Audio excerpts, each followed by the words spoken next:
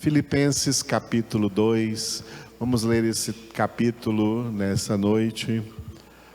Se há, pois, alguma exortação em Cristo, alguma consolação de amor, alguma comunhão do Espírito, se há entranhados afetos e misericórdias, completai a minha alegria, de modo que penseis a mesma coisa, tenhais o mesmo amor, sejais unidos de alma, tendo o mesmo sentimento. Nada façais por partidarismo ou vanglória, mas por humildade, considerando cada um os outros superiores a si mesmo. Não tenha cada um em vista o que é propriamente seu, senão também cada qual o que é dos outros. Tende em vós o mesmo sentimento que houve também em Cristo Jesus, pois ele, subsistindo em forma de Deus, não julgou como usurpação o ser igual a Deus. Antes, a si mesmo se esvaziou, assumindo a forma de servo, tornando-se em semelhança de homens, e reconhecido em figura humana, a si mesmo se humilhou, tornando-se obediente até a morte e morte de cruz. Pelo que também Deus o exaltou sobremaneira e lhe deu o nome que está acima de todo nome, para que ao nome de Jesus se dobre todo joelho nos céus, na terra e debaixo da terra, e toda língua confesse que Jesus Cristo é Senhor, para a glória de Deus Pai. Assim, pois, amados meus, como sempre obedecestes, não só na minha presença, porém muito mais agora na minha ausência, desenvolvei a vossa salvação com temor e tremor. Porque Deus é quem efetua em vós tanto o querer como realizar segundo a sua boa vontade. Fazei tudo sem murmurações nem contendas, para que vos torneis irrepreensíveis e sinceros, filhos de Deus inculpáveis, no meio de uma geração pervertida e corrupta, na qual resplandeceis como luzeiros no mundo, preservando a palavra da vida, para que no dia de Cristo eu me glorie de que não corri em vão, nem me esforcei inutilmente. Entretanto, mesmo que seja eu oferecido por libação sobre o sacrifício e serviço da vossa fé, alegro-me e com todos vós me congratulo. Assim vós também, pela mesma razão, alegrai-vos e congratulai-vos comigo. Espero, porém, no Senhor Jesus, mandar-vos Timóteo o mais breve possível, a fim de que eu me sinta animado também, tendo conhecimento da vossa situação. Porque a ninguém tenho de igual sentimento que sinceramente cuide dos vossos interesses, pois todos eles buscam o que é seu próprio, não o que é de Cristo Jesus. E conheceis o seu caráter provado, pois serviu ao Evangelho junto comigo como filho ao Pai. Este, com efeito, é quem espero enviar, tão logo tenha eu visto a minha situação. E estou persuadido no Senhor de que também eu mesmo brevemente irei. Julguei, todavia, necessário mandar até vós Epafrodito, por um lado meu irmão, cooperador e companheiro de lutas, e por outro, vosso mensageiro e vosso auxiliar nas minhas necessidades. Visto que ele tinha saudade de todos vós, e estava angustiado, porque ouvistes que adoeceu. Com efeito, adoeceu mortalmente. Deus, porém, se compadeceu dele, e não somente dele, mas também de mim, para que eu não tivesse tristeza sobre tristeza. Por isso, tanto mais me apresso em mandá-lo, para que, vendo-o novamente, vos alegreis, e eu tenha menos tristeza. Recebei-o, pois, no Senhor com toda a alegria, e honrai sempre a homens como esse, visto que, por causa da obra de Cristo, chegou ele às portas da morte e se dispôs a dar a própria vida para suprir a vossa carência de socorro para comigo. Aleluia. O título da mensagem do Senhor para nós hoje é, diga, Palavra da Vida. Aleluia. Esse título está dentro do versículo que veremos hoje, dentro desse parágrafo no qual nós estamos, do 12 ao 18, versículos 12 até o versículo 18, cujo título é, diga, Santificação em Cristo. Fomos salvos para ser santos, e só seremos santos de verdade mediante a obra da santificação, sem a qual ninguém verá o Senhor. Não adianta religiosidade, porque não verá o Senhor. É santificação de vida diariamente na presença do Senhor. Esse texto tem um desenvolvimento e uma conclusão. Desenvolvimento é onde nós vamos terminar hoje esse desenvolvimento do 12 ao 16, cujo título é, diga, responsabilidade espiritual.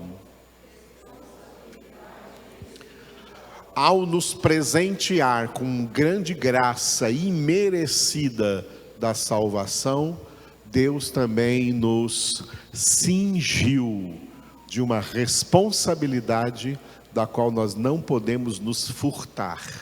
A responsabilidade pela nossa própria santificação. Cada um é responsável pela sua própria santificação.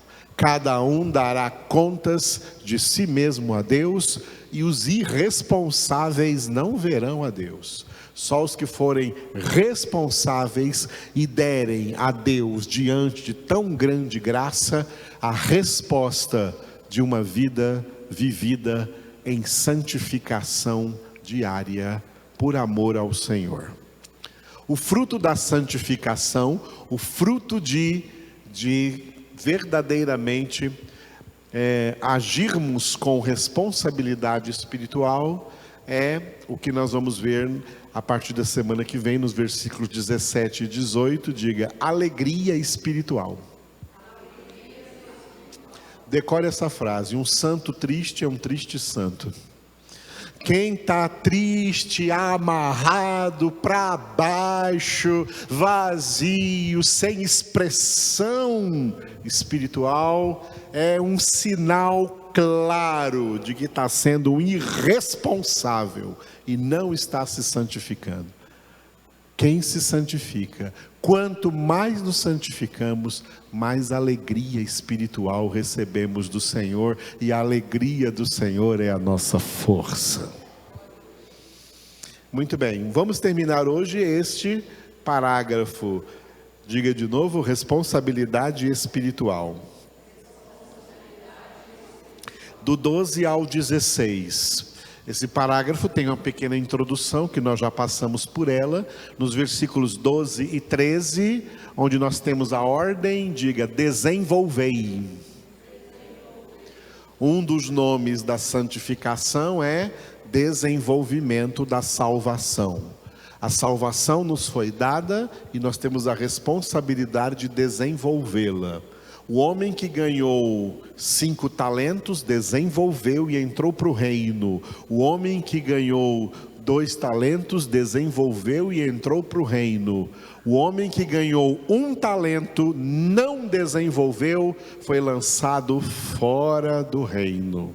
Parábola dos talentos em Mateus 25. A salvação é o maior talento que nós recebemos de Deus em Cristo Jesus, e é para desenvolver. Deus vai cobrar esse desenvolvimento. Por isso Paulo disse aí no versículo 12, repita depois de mim: desenvolvei a salvação com temor e tremor.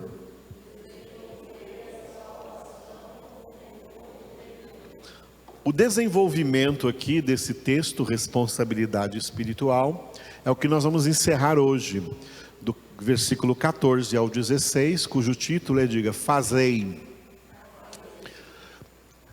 A palavra de Deus nos ensina, nos orienta acerca de tudo o que nós devemos fazer. Qual é a nossa parte, qual é a nossa responsabilidade, o que devemos fazer na obra da nossa salvação. Esses 3 versículos é um exemplo disso, o que devemos fazer. Não é tudo, tudo está em toda a palavra, mas aqui tem algumas coisas que fazem parte disso que nós devemos fazer como filhos de Deus. Então, aqui o título fazei, ele teve um desenvolvimento no versículo 14, cujo título é, diga, sem murmurações. Deus abomina murmuradores. Deus se aborrece de murmuradores e de gente que só fica reclamando da vida. Se Deus deu Jesus para você, não tem nada mais para reclamar, só tem para dar graças. Só para dar graças.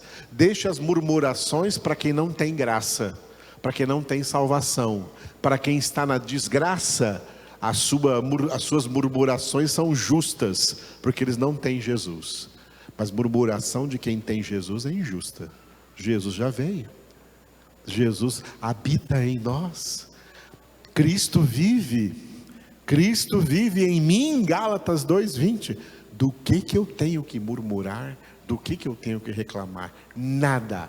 Podem acontecer coisas terríveis comigo, mas em meio a todas elas, eu tenho a obrigação de em tudo dar graças ao meu Deus, porque Ele faz com que todas as coisas, mesmo as mais terríveis que vierem a acontecer, mesmo as mais terríveis que Ele permitir acontecer, Ele faz com que elas concorram para o bem daqueles que o amam. Porque o nosso bem é a nossa santificação, sem a qual ninguém verá o Senhor. Esse é o nosso bem, ser santificados. E Deus usa de tudo para nos santificar. Deus usa de tudo, usa da sua palavra principalmente, mas usa também de todas as situações e de todas as circunstâncias da vida. Falamos muito aqui de eleição. Eleito de Deus tem que demonstrar mudança. Eleito de Deus tem que demonstrar mudança. Crente que passa ano, vai ano, vem ano e vai ano e não muda nada, é um sinal de que não tem eleição aí, é chamado. Eleitos têm que ter mudança radical todo o tempo, em nome de Jesus. Aleluia. E uma das mudanças é essa: da minha boca não sai mais murmuração. Mudei nesse sentido. Da minha boca não sai mais reclamação.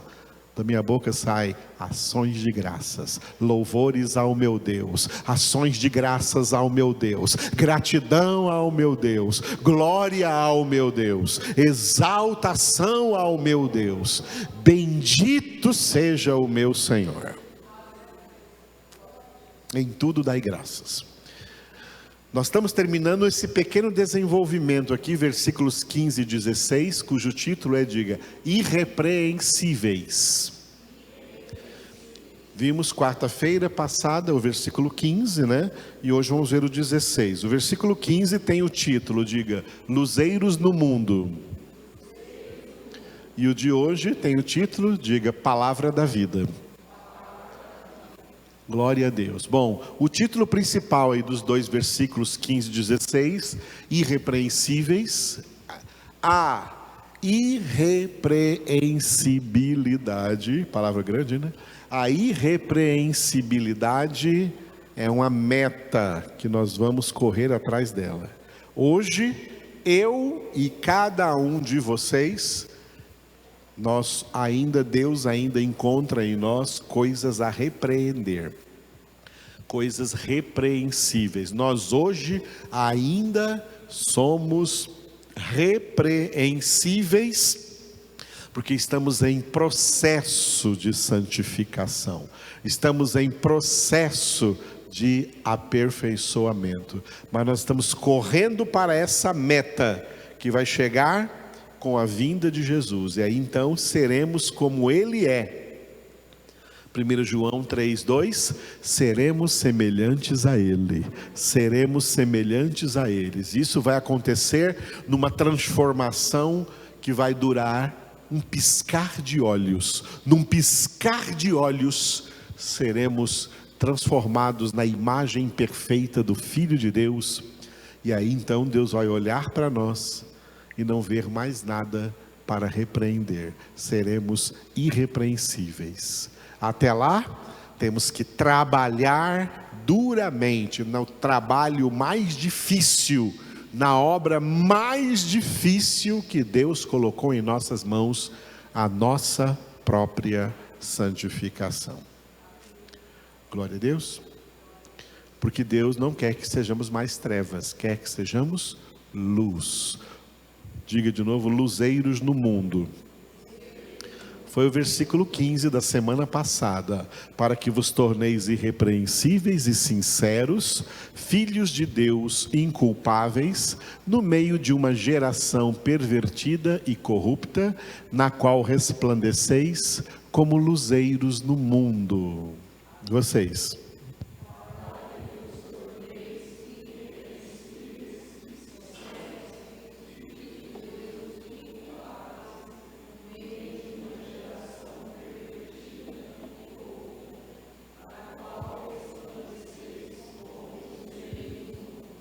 Note que esse versículo termina com reticências, porque ele vai se ligar ao nosso versículo de hoje. Então, pegando aqui o final, na qual resplandeceis como luzeiros no mundo, ou seja, como é que nós vamos resplandecer como luzeiros no mundo? Versículo 16 responde essa pergunta: preservando a palavra da vida, para que no dia de Cristo eu me glorie de que não corri em vão, nem me esforcei inutilmente. Vocês.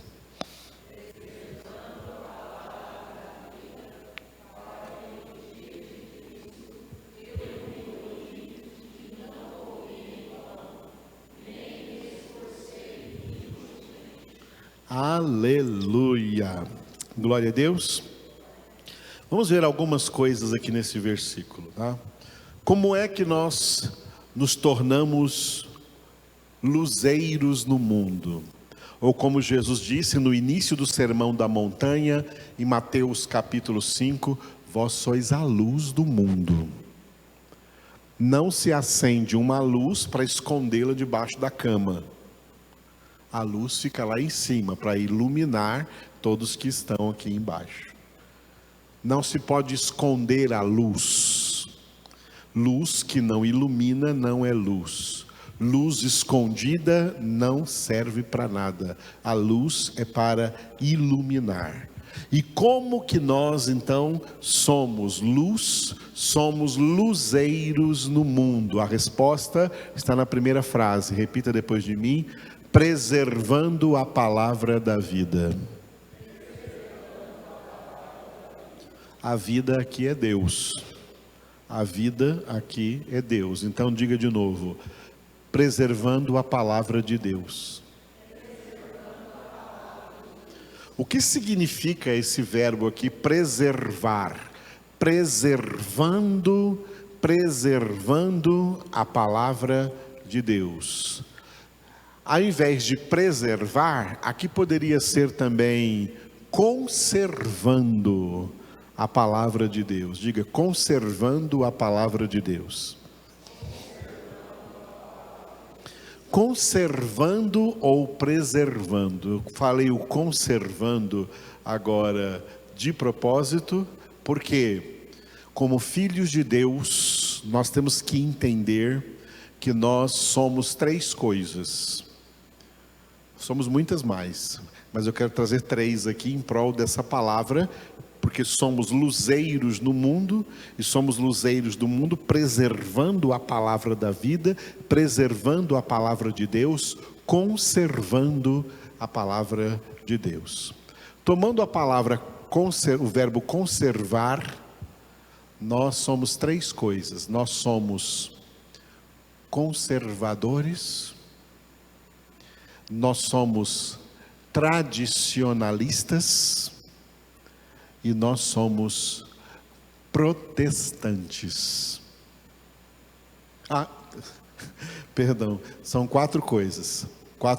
Nós somos fundamentalistas, nós somos protestantes, nós somos fundamentalistas, nós somos tradicionalistas e nós somos conservadores. Eu vou pegar essas quatro palavras e purificar elas para vocês aqui dentro da palavra de Deus, porque essas palavras são ditas aí fora de maneira impura, de maneira errada ou pejorativamente aplicada a outras coisas. Aqui não tem nada pejorativo. Em primeiro lugar, somos protestantes. Isso é uma das formas de sermos luzeiros no mundo, preservando a palavra da vida, declarando com nossas ações e com nossas palavras, com o que falamos, que nós protestamos neste mundo contra tudo o que não é de Deus. Aleluia. Quem é luz não pode se calar diante das coisas que não são de Deus. O que não é de Deus, nós temos a obrigação de dizer para todo mundo: isso não é de Deus. Eu protesto contra isso, porque isso não é de Deus. Nós, como filhos de Deus, luzeiros no mundo, temos que deixar claro. Não precisa falar bravo igual eu não, tá? Pode falar bem manso, pode falar com todo o amor. Olha, eu protesto. Isso não é de Deus. Tem que deixar bem claro que somos protestantes. Eu protesto contra tudo o que não é de Deus. Eu não pratico essas coisas, eu não faço essas coisas, eu não aprovo essas coisas são erradas, porque não são de Deus. Luz tem que brilhar, não tem que brilhar? E às vezes a luz é tão clara que cega, a luz é tão clara que arde nos olhos, mas ela tem que brilhar, ela tem que iluminar. O que é errado, eu tenho que dizer que é errado. Como homens e mulheres de Deus, sabemos discernir. Isso está em Hebreus capítulo 5, do 11 ao 17. Discernir entre o que é certo e discernir entre o que é errado, e saber protestar contra o que é errado. O que é errado, e nós nunca diremos que é certo, e nunca imporemos as mãos abençoando coisa errada. A igreja evangélica de hoje está abençoando um monte de coisa errada. Está casando pastores divorciados pela segunda, terceira ou quarta vez. Está achando isso normal. Deus odeia o divórcio. Está em Malaquias. Mas as igrejas evangélicas estão fazendo isso. Nós protestamos, isso está errado. Isso está contra a palavra de Deus. Não é fácil ser luzeiros no mundo não, hein? Ser luzeiros no mundo é dar a cara à tapa. É dizer, ó, isso aí está errado. João Batista não foi lá na casa de Herodes passar a mão na cabeça dele e dizer para ele uma profeciazinha bajuladora. Não, como profeta de Deus, ele chegou lá para dizer: o que você está fazendo, Herodes, está errado. Você está casado com essa mulher aí, ela é mulher do seu irmão. Você não pode estar casado com ela. Isso é protestante, isso é ser protestante. Isso é ser protestante, é protestar contra o que está errado. A luz protesta contra as trevas. A luz protesta contra as trevas. É por isso que somos protestantes. Você é protestante? Então diga, eu sou protestante. O que significa ser protestante? Eu protesto contra tudo o que não é de Deus. Eu protesto contra tudo o que é antibíblico. Eu protesto contra tudo que não faz parte da verdadeira palavra de Deus. Isso é ser luzeiro no mundo, preservando a palavra da vida. Então diga, somos protestantes. Agora vamos dizer assim, somos fundamentalistas. O que significa o sentido, qual o sentido verdadeiramente espiritual de ser fundamentalistas? Significa que a nossa vida está fundamentada na palavra de Deus. Ser fundamentalista significa dizer que a palavra de Deus, que é Cristo Jesus, o fundamento dos profetas, Antigo Testamento, e o fundamento dos apóstolos, Novo Testamento, é a rocha sobre a qual Jesus edifica a sua igreja, e as portas do inferno não prevalecerão contra ela. Ser luzeiros no mundo, preservando a palavra da vida, significa que a nossa vida é edificada sobre a rocha, sobre o fundamento de Cristo. E como que isso acontece? Isso aqui é muito sério. Isso acontece pela obediência à palavra, pela prática em tudo da palavra de Deus. Por isso Jesus, ao pregar um resumo da doutrina do reino de Deus, esse resumo se chama Sermão da Montanha, ele encerrou dizendo, olha, quem ouve essas palavras e não pratica, não é fundamentalista, ele não edifica sobre a rocha, é gente sem fundamento. Esses caras não têm fundamento. Eles estão sobre a areia, e grande vai ser a ruína deles. Mas quem ouve e pratica, praticar é obedecer, quem ouve e obedece à palavra, opa, essas pessoas têm fundamento, elas são edificadas sobre a rocha, porque vivem a palavra, porque praticam a palavra de Deus. Aleluia. Eles são fundamentalistas. Quem não pratica, crente que não pratica a palavra de Deus, não é luz no mundo, não, é trevas igual ao mundo. Ser luzeiros no mundo, preservando a palavra da vida, significa praticando a palavra em todas as circunstâncias de vida em que eu vivo.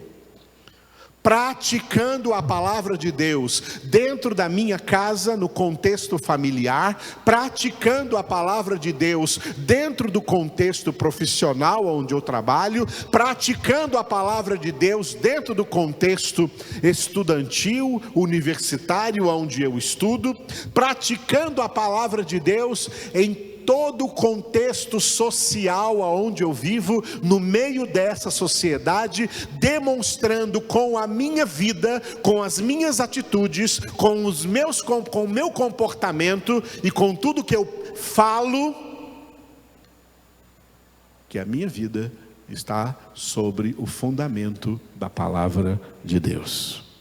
A minha vida é fundamentada na palavra de Deus, por isso, diga, somos fundamentalistas.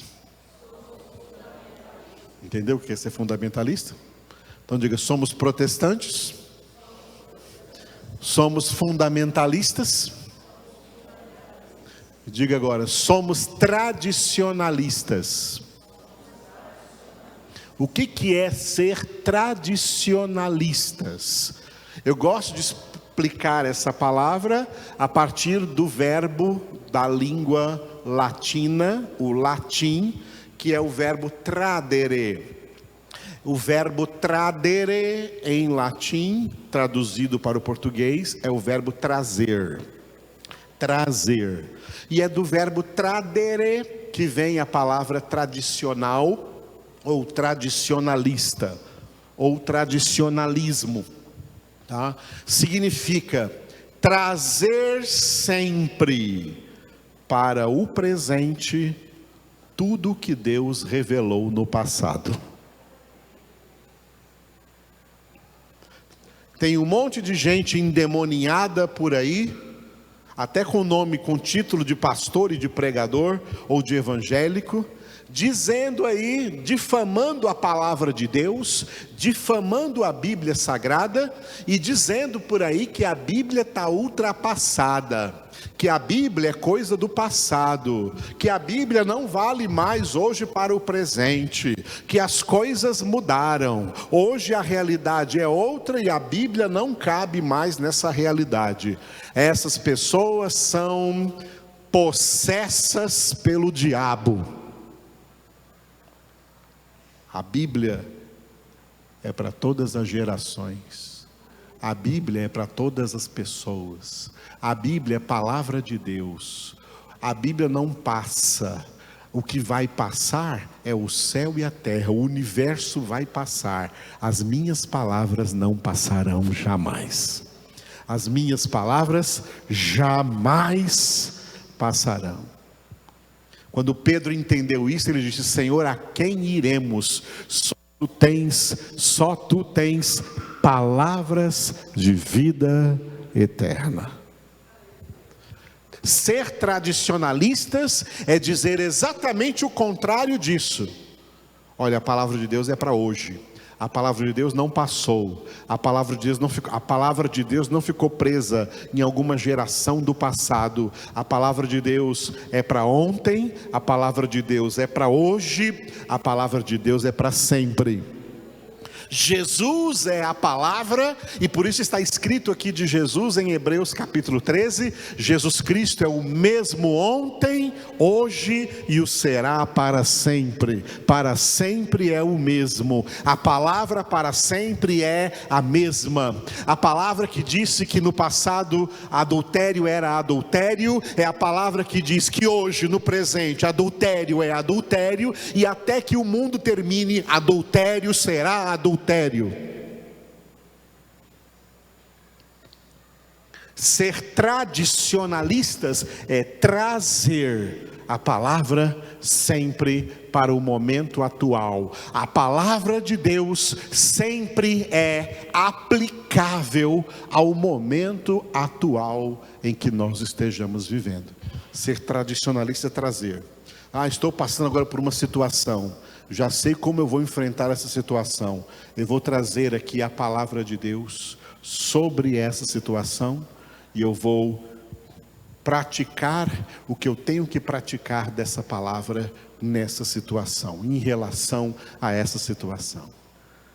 Porque eu sou tradicionalista, eu trago a palavra para a minha realidade, eu trago a palavra para a minha situação, eu trago a palavra para as minhas circunstâncias, e eu trago a palavra para as circunstâncias atuais do mundo inteiro. Porque a palavra de Deus é viva e eficaz. A palavra de Deus não é como um jornal de ontem que passou e não vale mais nada hoje. A palavra de Deus não é como os livros que os homens escrevem que caducam, que acabam, que envelhecem.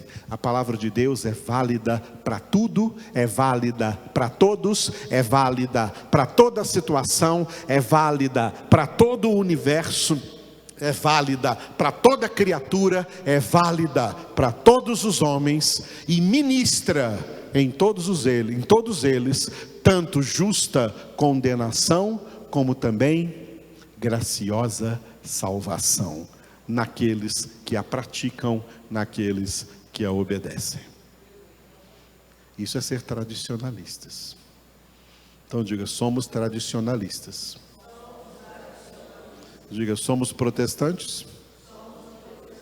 Somos fundamentalistas? Somos tradicionalistas? E o último agora, somos conservadores. Ser conservadores está bem ligado ao tradicionalismo. O conservadorismo significa conservar a palavra de Deus tal como ela foi escrita, tal como ela foi revelada, sem tentar mudá-la de forma alguma. Sem tentar dar nenhum jeitinho brasileiro nessa palavra, para tentar deturpá-la, para tentar desviá-la. Não adianta vir colocar aqui algum achismo, alguma axiologia. Está escrito assim, mas eu acho que a gente pode dar um jeito. Sair pela tangente. Não, senhora. Somos conservadores. Conservamos a palavra.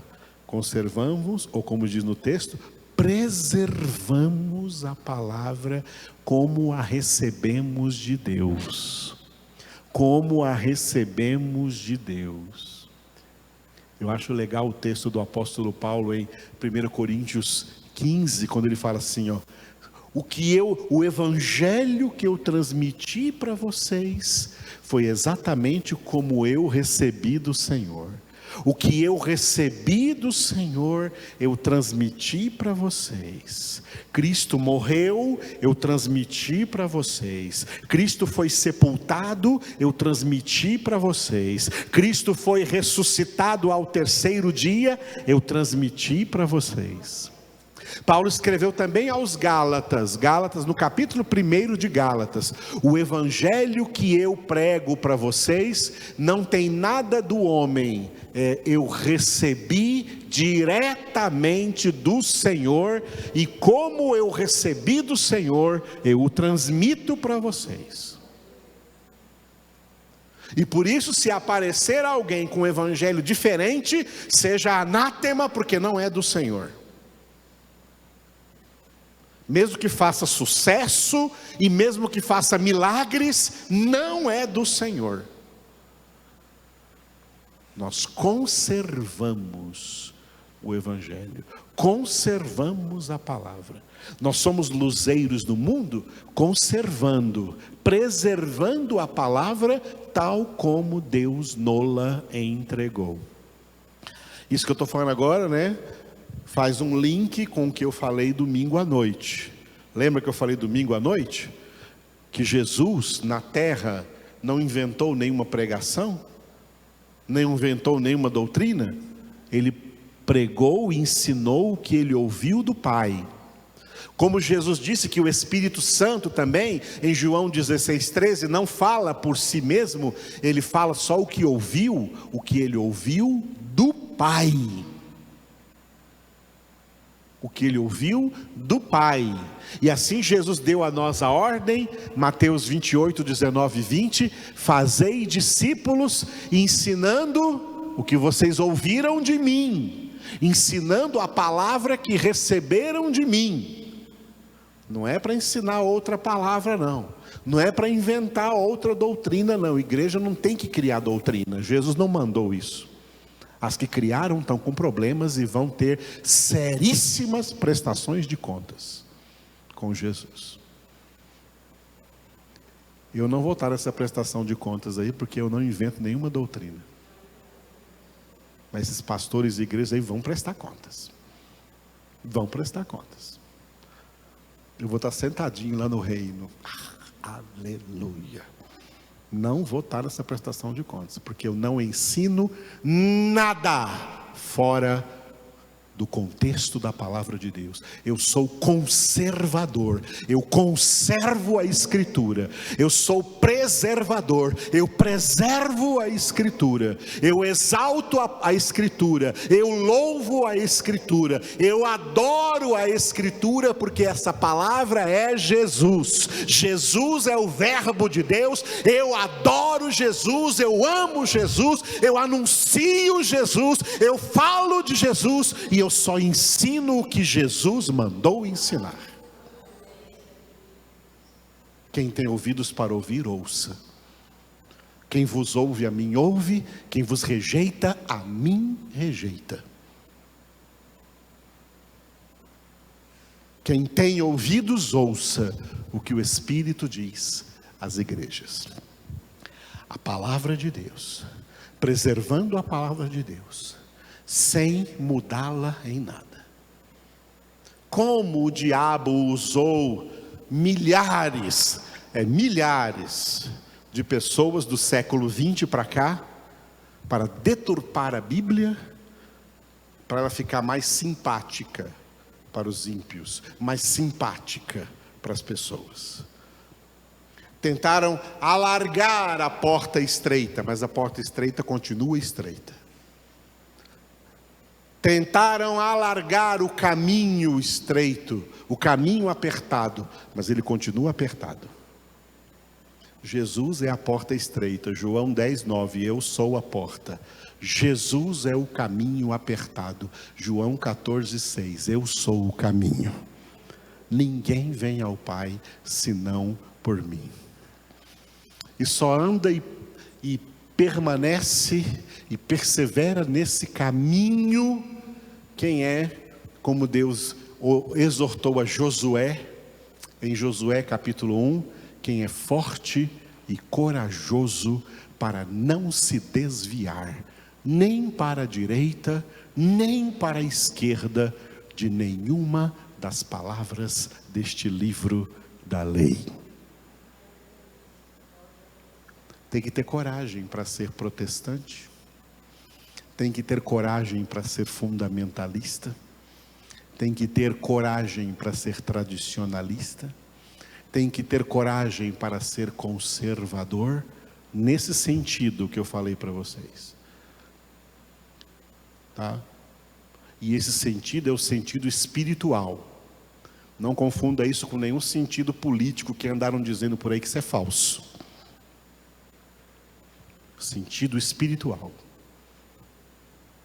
É palavra da vida, preservando a palavra da vida, preservando a palavra de Deus, conservando a palavra de Deus, vivendo a palavra de Deus, praticando a palavra de Deus, obedecendo a palavra de Deus. É assim que vamos chegar na glória. Aleluia. Porque o dia de Cristo vai chegar. Para que no dia de Cristo, olha como a Escritura é tão inspirada por Deus, como o próprio Paulo escreveu em 2 Timóteo 3,16.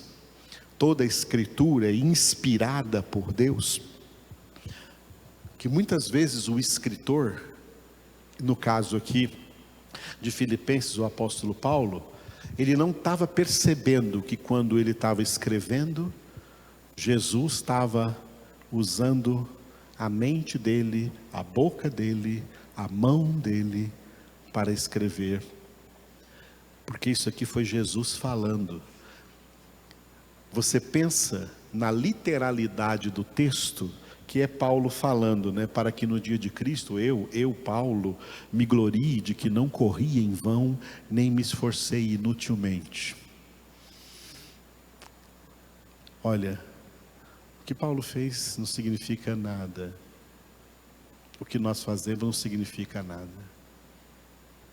Paulo não percebeu, mas aqui era Jesus falando. Jesus falando. Vocês, por quem eu derramei o meu sangue, porque eu fiz sacrifício da minha própria vida, eu fiz isso não só para salvar vocês, mas para que vocês sejam luzeiro no mundo, preservando a palavra da vida, para que no dia que eu voltar, eu me glorie na presença do meu Pai, de que eu, Jesus, não corri em vão, nem me esforcei inutilmente, vindo ao mundo e dando a minha vida, me sacrificando por vocês. Entendeu o que a inspiração fez aqui com o apóstolo Paulo?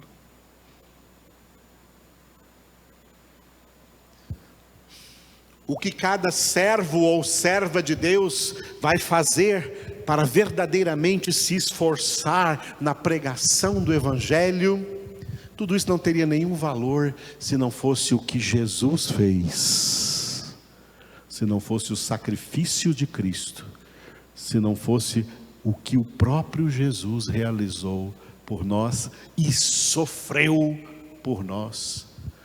Não só para nos salvar, mas para selar essas palavras aqui, tá? Com o seu sacrifício. Porque o Evangelho, Romanos 1,16, porque a palavra de Deus é o poder de Deus para a salvação de todo aquele que crê, porque elas foram seladas pelo sacrifício de Jesus. Se Jesus não tivesse morrido na cruz, o único poder que a palavra de Deus teria é de condenar todo mundo. Ninguém seria salvo. A palavra de Deus continuaria sendo o poder de Deus, mas só para a condenação de todo mundo. Porque todos pecaram e o salário do pecado é a morte. Mas essa palavra é o poder de Deus para a salvação de todo aquele que crê, por causa de tudo que Jesus correu e se esforçou para fazer por nós. E ele diz aqui nessa palavra: não seja uma daquelas muitas pessoas que parecem tornar o meu sacrifício em vão e inútil, porque eu não morri por elas. Jesus só morreu de verdade por aquelas pessoas que vão verdadeiramente fazer jus ao seu sacrifício e preservar a palavra de Deus, primeiramente em sua própria vida prática, e por isso vai ser luzeiro no mundo. Vai ser protestante, porque vai protestar contra tudo que não é de Deus. Vai ser fundamentalista, porque é gente que tem fundamento da palavra de Deus, sobre essa palavra edificada. Vai ser gente tradicionalista, porque traz a palavra de Deus para toda a realidade presente, sua e do mundo todo. E vai ser conservador, porque vai conservar, preservar a palavra tal como foi anunciada, revelada e entregue pelo próprio Deus em nossas mãos. Aleluia. Preservando a palavra da vida, para que no dia de Cristo, e esse dia de Cristo está próximo, Jesus está voltando. O Rei está voltando. Jesus está às portas. A palavra de Deus declara: a noite vai adiantada e o novo dia está chegando. O dia de Cristo está chegando. O dia de Cristo está chegando. Vocês receberam de Deus, né? Vocês receberam de Deus uma qualidade congregacional, na qual vocês podem verdadeiramente saber que precisam estar presente, porque não é uma congregação fútil, como muitas que existem por aí, cheias de fogo estranho, e por causa desse fogo estranho é lotada de gente que gosta de fogo estranho. Vocês têm uma congregação na qual vocês podem observar muito bem Hebreus 10, 25. Não deixemos de congregar-nos. E tanto mais quanto vedes que o dia de Cristo se aproxima, tanto mais é urgente e necessária a nossa congregação. O nosso tipo de congregação hoje é raro no mundo, porque nós estamos vivendo em tempos de profundo resfriamento. Não é tempo de avivamento, é tempo de profundo resfriamento, como foi também o tempo de Samuel, onde estava escrito, onde foi revelado a ele que a palavra de Deus era rara naqueles dias. Esses são os dias que nós estamos vivendo. A palavra de Deus é rara em nossos dias.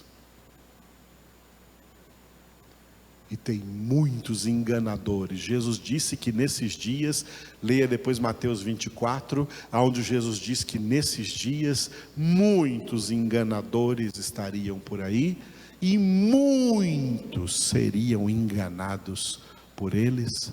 Por isso o Senhor já abreviou esses dias por causa dos eleitos, por causa dos poucos escolhidos. Deus está trabalhando em prol dos seus poucos escolhidos, para que no dia de Cristo sejam encontrados de pé e não caídos, sejam encontrados vestidos e não despidos, sejam encontrados vigilantes. Vigiai e orai para que não entreis em tentação. A Escritura nos exorta muito cuidado com excesso de comida, com excesso de bebida, de festas. Não é tempo de festejar. Não é tempo de glutonarias e de bebedices. É tempo de orar, é tempo de meditar, é tempo de aprofundar na palavra, é tempo de conhecer mais o Senhor, de se voltar para Deus de coração, porque o Senhor está às portas. E nesses dias o diabo está jogando as suas últimas cartadas sobre a face da terra, para arrastar com ele as pessoas desgarradas do verdadeiro rebanho de Cristo, porque o verdadeiro rebanho de Cristo ele não vai arrastar.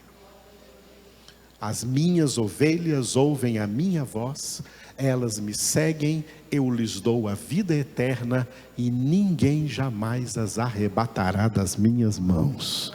As verdadeiras ovelhas não se desgarram, as verdadeiras ovelhas permanecem no rebanho, ouvem o seu pastor e não ouvem a voz de estranhos, antes fogem deles. O diabo anda em derredor, 1 Pedro capítulo 5, como um leão que ruge, procurando a quem possa tragar. Os eleitos de Deus aprendem a resistir-lhe, firmes na fé. Resistir o diabo e ele fugirá de vós, está em Tiago capítulo 4. E antes de falar resistir o diabo, ele dá exatamente a receita certa de como fazer isso: sujeitando-vos a Deus. Sujeitai-vos a Deus, sujeitai-vos à palavra de Deus, obedeça a palavra de Deus, porque essa é a forma de resistir o diabo, e ele fugirá de vós. Quando o diabo viu que Jesus não ia cair em nenhuma tentação, ele o abandonou, ele o deixou, ele se afastou dele. O diabo não é onipresente, entendeu? Deus é onipresente, ele nunca se afasta de nós. O diabo não é onipresente, ele pode muito bem se afastar de nós, afasta agora. Mas ele só se afasta depois que ele vê que você não vai cair mais em nada das propostas dele. Ele se afasta quando vê que você não vai cair mais em nenhuma das tentações. O diabo não perde tempo tentando quem ele vê que não vai cair. Ele tenta aonde ele vê que há probabilidade de queda. Onde ele vê que acabou a probabilidade de queda, ele se afasta. Ele viu que Jesus não ia cair. Esse aí não tem probabilidade de queda. Aí ele se afastou. Ele se afasta de você quando vê que você está firmado na rocha da palavra. Você é alguém que preserva na sua vida a palavra da vida, a palavra de Deus. Não dá um passo fora da palavra. Ele é obrigado a se afastar e cuidar de outros que pisam fora do caminho. Esses ele traga de volta para o seu império maligno. Mas quem é de Deus, o diabo não os toca nunca mais. Lucas 10:19, temos de Jesus essa promessa: eu vos dei autoridade para pisardes serpentes, escorpiões e todo o poder do inimigo, e nada absolutamente vos causará dano. Mas isso é para quem? Preserva a palavra, conserva a palavra, se edifica sobre esse fundamento da palavra de Deus. E aí esse verdadeiramente é luzeiro no mundo, preservando a palavra da vida, para que no dia de Cristo Jesus dê glória ao Pai, porque por esses Jesus não correu em vão e Jesus não se esforçou inutilmente. Aleluia.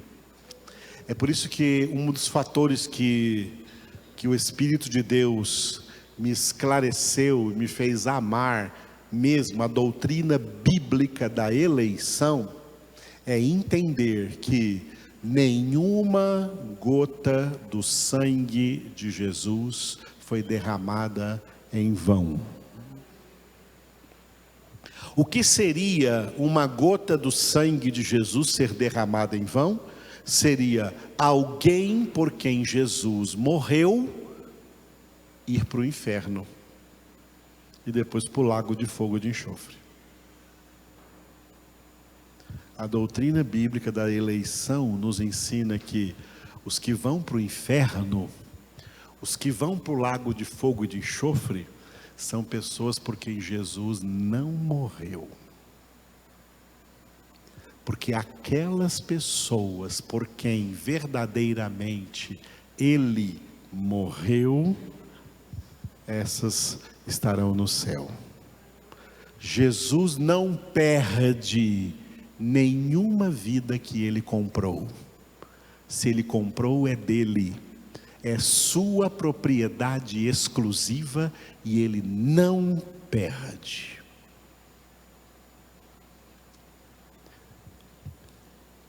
E a prova de que alguém é verdadeiramente eleito de Deus, propriedade exclusiva, é que essa pessoa não vai nunca e em nada abrir mão de ser luzeiro no mundo, preservando a palavra da vida.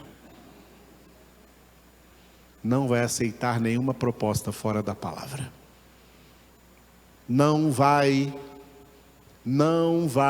assumir nenhuma conduta fora da palavra. não vai agir com nenhum comportamento fora da palavra. É linda a palavra, é lindo Jesus dizer: eu sou o caminho. Quando Jesus diz eu sou o caminho, você entende que o caminho é delimitado. O caminho tem os limites. Os limites do caminho é o limite à direita e o limite à esquerda, que nós não podemos ultrapassar. Não podemos nos desviar nem para a direita e nem para a esquerda.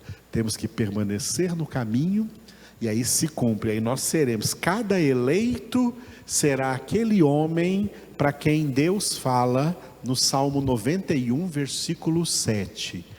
1000 caiam ao teu lado, 10.000 à tua direita, tu não serás atingido. Porque esse tu aí não é atingido? Porque ele não está nem na esquerda e nem na direita. Ele está em Cristo.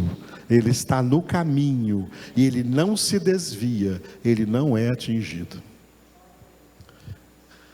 Tem um fator numérico menor para a esquerda e maior para a direita.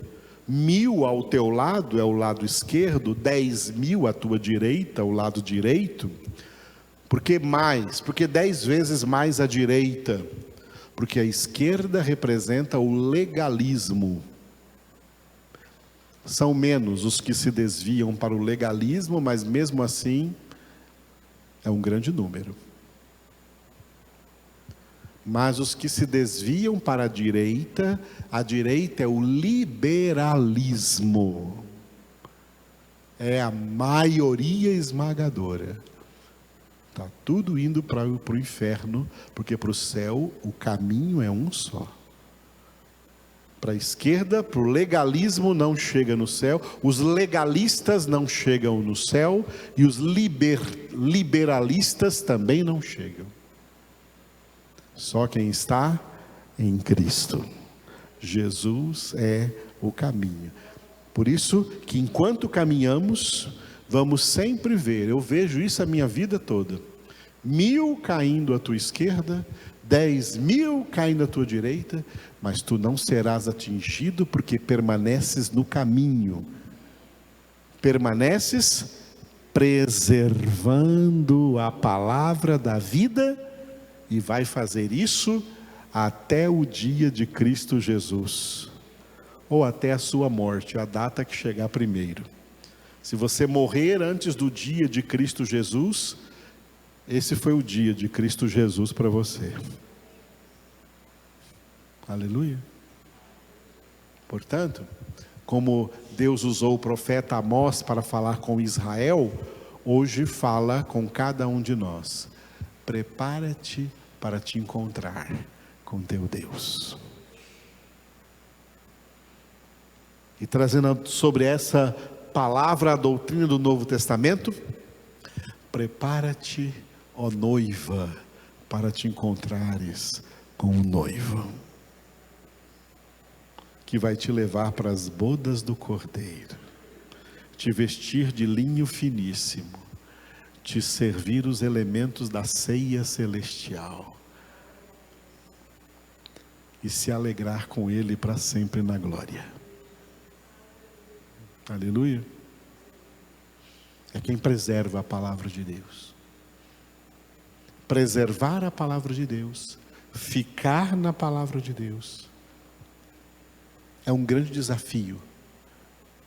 Porque a palavra de Deus, ficar na palavra de Deus, preservar a sua vida na palavra de Deus, aparentemente, aos olhos humanos, carnais, parece desvantagem. O diabo apresenta, o pai da mentira apresenta muitas vantagens para quem pisar fora do caminho, para quem sair da palavra. Parece que se você agir, situações vão acontecer que parece que se você agir ao contrário da palavra, você vai ter mais vantagem, você vai ganhar mais, você vai ter mais vantagem. E parece que se você ficar na palavra, você vai levar desvantagem, vai levar prejuízo. Por isso que ficar na palavra representa